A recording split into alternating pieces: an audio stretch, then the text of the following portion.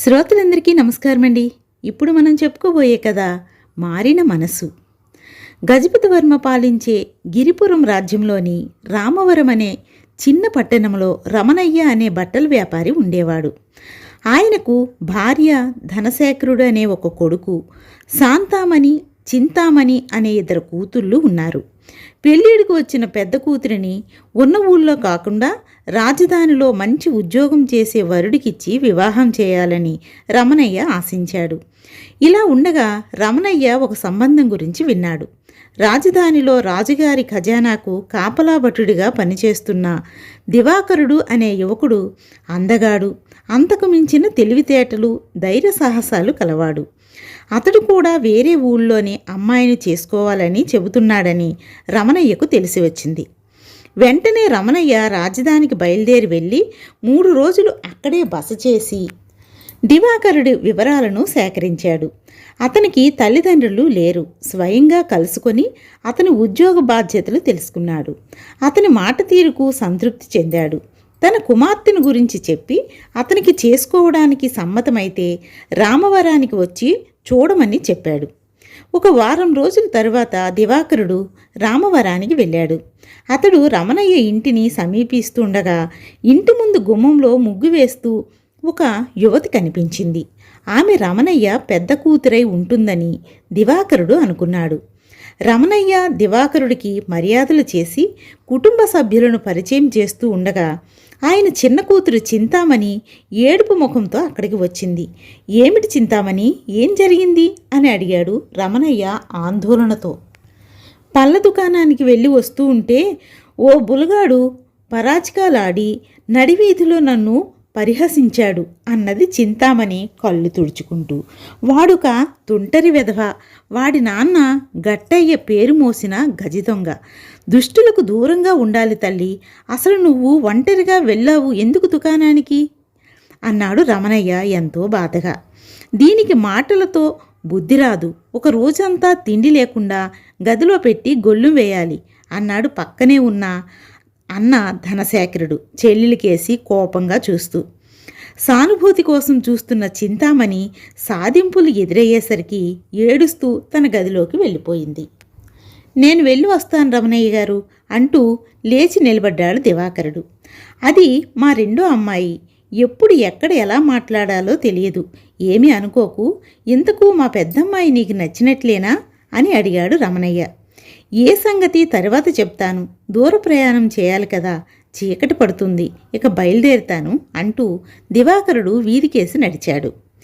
ఊరి మొదట మర్రి చెట్టు కోడలి వద్ద రాజధానికి వెళ్ళే జోడెడ్ల బండి సిద్ధంగా ఉంది.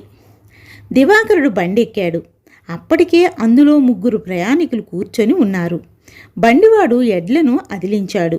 బండి మట్టిదారి మీద వేగంగా వెళుతూ ఉంటే బండి కడుకు కట్టిన కంచు గంట ఘనఘన మంటూ మోగుతుంది.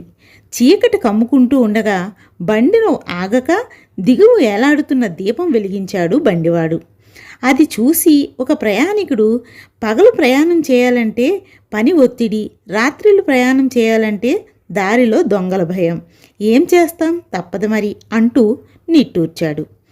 అలా బండి 2 గంటలు ప్రయాణించిన తర్వాత అడవి దాటే సమయంలో దారికి అడ్డంగా ఒకడు కత్తి పట్టుకొని నిలబడి ఉండటం చూసిన బండివాడు, గజిదొంగ గట్టయ్య, పారిపోండి పారిపోండి అంటూ బండిని ఆపాడు.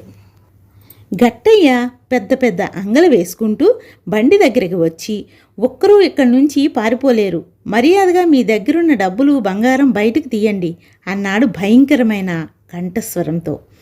బండిలోని 3 ప్రయాణికులు భయపడి వాడు చెప్పినట్టు చేయబోతూ ఉండగా దివాకరుడు ఒక్క చెంగున ముందుకు దూకి బండివాడి చేతిలోని చెర్నాకోలను అంటే కొరడాకరను లాక్కొని గాలిలో గట్టిగా జులిపిస్తూ, ఒరేయ్, ఎంతకాలానికి దొరికావురా గట్టయ్య, నీ దొంగతనాలు, నీ కొడుకు ఆగడాల గురించి విని నిన్ను పట్టుకోమని రాజుగారు నన్ను పురమాయించారు.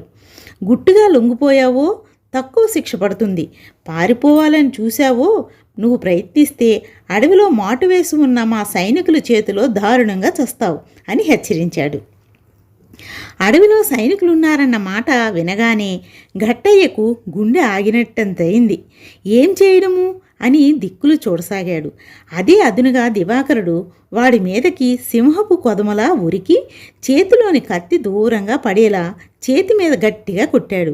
అంతలో ముగ్గురు ప్రయాణికులు ముందుకు దూకి వాణ్ణి వడిసి పట్టుకొని కాళ్ళు చేతులు కట్టి బండిలో కుదేశారు. మరునాడు రాజసభలో ఉండగా ఘట్టయ్యను అక్కడికి లాక్కుపోయి సంగతి వివరించారు. ఘట్టయ్య తల వంచుకొని నేరాలను అంగీకరించాడు. అంతా విన్న రాజు ఘట్టయ్య చేస్తూ ఉన్న దారుణాలను గురించి కొంతకాలంగా ప్రజలు మొరపెట్టుకుంటూ ఉన్నారు.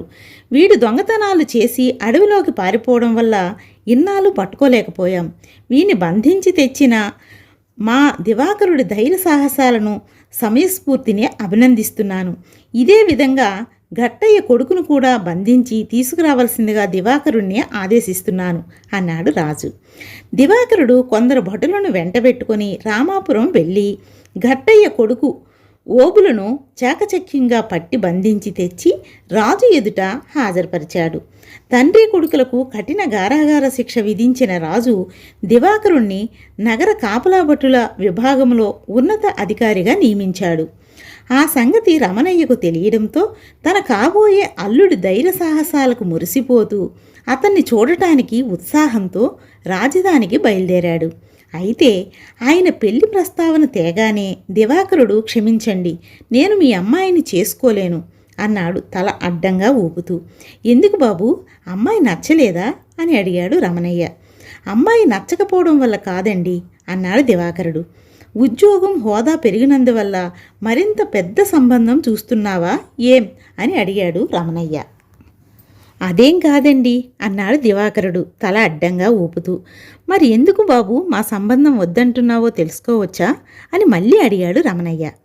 మీ తండ్రి కొడుకుల స్వభావం వల్లే ఆ రోజు నేను మీ ఊరికి మొదట వచ్చినప్పుడు మీ చిన్నమ్మాయిని ఒక తుంటరి వెధవ అల్లరి చేశాడని చెబితే మీ తండ్రి కొడుకుల్లో సరైన ప్రతిస్పందన రాలేదు. తప్పు చేసిన వాణ్ణి న్యాయాధికారి దగ్గరికి తీసుకువెళ్ళకపోగా ఏమాత్రం తప్పు చేయని మీ అమ్మాయినే తప్పుపట్టారు. ఇది మీ చవటతనాన్ని చాటుతుంది. అటువంటి కుటుంబంతో సంబంధం చేయడానికి నా మనసు ఒప్పడం లేదు అన్నాడు దివాకరుడు కోపంగా. బాబు, నువ్వొక రాజు ఉద్యోగివి అయిన యువకుడిగా కాకుండా మామూలు ఆడపిల్లల తండ్రిగా అన్నగా ఆలోచిస్తే ఈ సమస్య అర్థమవుతుంది. ఆ రోజు మా అమ్మాయిని అల్లరి చేసిన ఓబులు పేరు మోసిన గజదొంగ కొడుకు. ఆ గజదొంగను గురించి మా పట్టణ ప్రజలు రాజుగారికి మొరపెట్టుకున్నా ఫలితం లేకపోయింది. ఆ ఎన్నో రోజుల నుంచి మొరపెట్టుకునే ఉంటున్నారు. అలాంటప్పుడు మేము వాడి కొడుకు మీద తిరగబడడం వల్ల పర్యవసనాలు ఎలా ఉంటాయో ఆలోచించండి. ముళ్ళు అరిటాకు మీద పడ్డా, అరిటాకు వచ్చి ముళ్ళు మీద పడ్డా నష్టపోయేది అరిటాకే. ఆ స్థితిలో మా బిడ్డను అదుపు చేయడం తప్ప మేము చేయగలిగింది ఏమీ లేదు. అనువుగాని చోట అప్పటి పరిస్థితులను అనుసరించి వెళ్ళడం పిరికితనం కాదు. బాగా ఆలోచించి చూడండి. నీ మంచి నిర్ణయాన్ని నిదానంగానే తెలియజేయండి అని చెప్పి రమణయ్య అప్పటికప్పుడే రామవరానికి బయలుదేరి వెళ్ళిపోయాడు. దివాకరుడు రమణయ్య చెప్పిన మాటలు విని నిదానంగా ఆలోచించాడు. వాటిలో వాస్తవం ఉందని గ్రహించాడు. రాజు ఉద్యోగి అయిన తనలో ఉన్న తెగువ, సాహసం సామాన్య పౌరులైన ఆ తండ్రి కొడుకుల్లో లేదని ఆగ్రహించడం సబబు కాదని అర్థం చేసుకున్నాడు. అతడు శాంతామణిని వివాహం ఆడడానికి సమ్మతి తెలియజేయడంతో త్వరలోనే వాళ్ళ వివాహం జరిగిపోయింది. దివాకరుడు మనసు మారినందుకు రమణయ్య ఎంతో సంతోషించాడు. కూతురు వివాహం ఎంతో ఘనంగా జరిపించాడు. కథ బాగుంది కదండి. ఇక కథ కంచికి మనం ఇంటికి. నమస్తే.